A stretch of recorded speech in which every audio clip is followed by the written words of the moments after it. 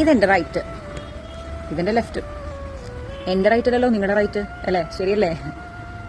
എന്റെ ലെഫ്റ്റും അല്ല നിങ്ങളുടെ ലെഫ്റ്റും. ഇത് തന്നെയല്ലേ നമ്മുടെ ലൈഫിലും ഒന്ന് തെളിയിച്ചാൽ ശരിയല്ലേ? നിങ്ങളുടെ ശരികളെല്ലാം ഒരിക്കലും എനിക്ക് ശരിയാവണമെന്നില്ല, എന്റെ ശരികളൊന്നും നിങ്ങൾക്കും ശരിയാവണമെന്നില്ല. കാരണം നമ്മൾ ഓരോരുത്തരുടെ ജീവിത സാഹചര്യങ്ങൾ, സിറ്റുവേഷൻസ്, പ്രോബ്ലംസ്, പേടികൾ എല്ലാം ഡിഫറെന്റ് ആണ്.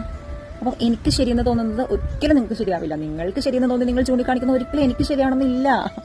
സോ തർക്കം വേണ്ട, ചിന്തിക്കാൻ വേണ്ട. നിങ്ങൾക്ക് ശരിയെന്ന് തോന്നുന്നത് നിങ്ങൾ ചെയ്യുക, മറ്റുള്ളവർക്ക് ശരിയെന്ന് തോന്നുന്നത് അവർ ചെയ്യട്ടെ.